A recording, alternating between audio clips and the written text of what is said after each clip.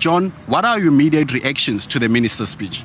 Well, sorry, my immediate reaction is that if you are a poor South African or a South African family that's really struggling to keep your head above water in a very difficult economic time, that there's not much there in this medium-term budget policy statement for you. It's almost like the minister was completely out of touch with the reality that many South Africans are feeling on a daily basis.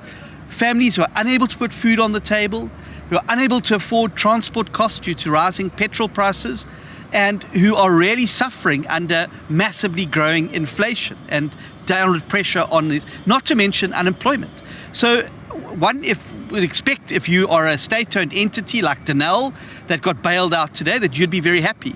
If you're a family that's struggling to make ends meet, there's not much cheer or, I would say, anything to be glad about in this particular budget, and that should worry us. One of the issues you keep underscoring is the struggles that many poor South Africans face. And you have been consistent talking about the expansion of the VAT on zero-based food items. Why is that an important intervention?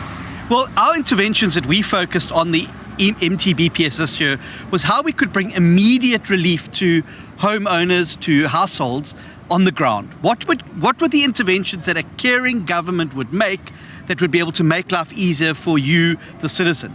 And one of those was very clearly massively reducing the cost of food, which has spiraled out of control, particularly given the slow economic growth and the unemployment crisis in the country. And of course the recovery from the COVID-19 restrictions that destroyed large parts of our economy. One of the ways you do that is by cutting the cost of food.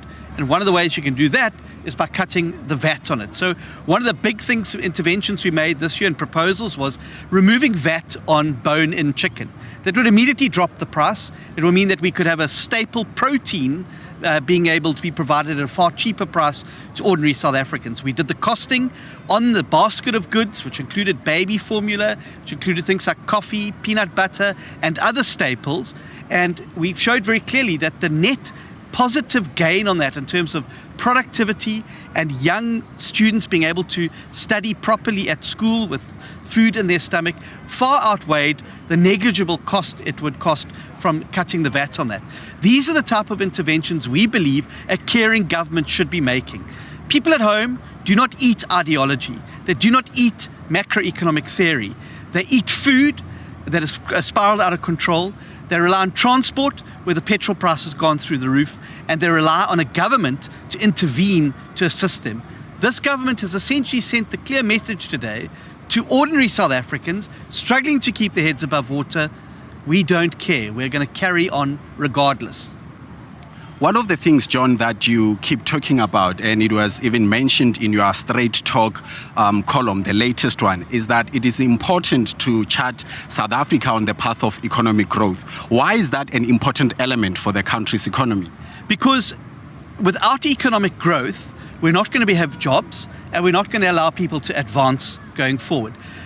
In my travels around South Africa, the majority of South Africans don't want to live on grants. They want jobs. They want the dignity of work, and they want to be able to provide for themselves and for their families. They want to be able to build a better future for their families. That is not possible without economic growth.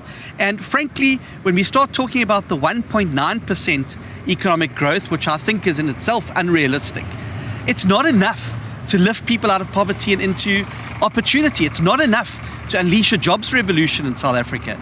We need to get this economy growing at 3 to 6% so we can start to absorb people into work. That is not going to happen without the fundamental reforms that are required to the way in which this economy is structured. And one of those things means walking away from state control of everything, about monopoly. And a good example is Eskom. This government just cannot get its head around letting go and allowing the private sector in to provide electricity, which is why we're sitting after 2 decades of promises from this government that things were going to change, with load shedding and job shedding and households that are unable to even keep the lights on at home. It's because this government won't make the hard reforms. It's easier to tax people more. It's easier to pretend poor people don't exist anymore than to actually grapple with the hard decisions that are required about cutting the size of government, cutting the cabinet, making sure that we have the private sector involved in as many aspects of the economy as possible, and making sure that we're unleashing opportunities for more South Africans. And until we have those reforms, we're going to continue to see this pathetic low-digit growth that we're seeing being perpetrated by this government. And that's why, clear message to South Africans, it doesn't have to be like this. 2024 is less than 18 months away. We can have a government that prioritizes growth. We can have a government that cares about you. And we can have a government that gets this economy moving in a jobs revolution. But it's going to come down to how people vote in that election. And on that note, John, given all your observations and the level of disappointment in where the government came short, what is your final message to South Africans about today and going into the future?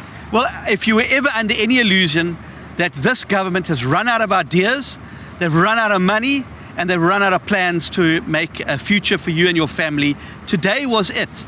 This was the line in the sand. Now it's up to us. This government's not coming to save us.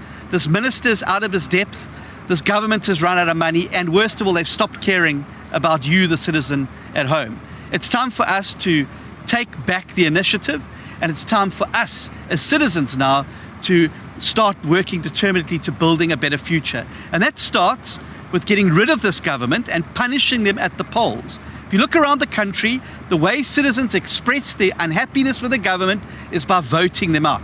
We've got to stand together, we've got to build a new majority, and we've got to vote this government out and vote a government in that's going to do the things that make a difference to you at home and make a difference in your lives.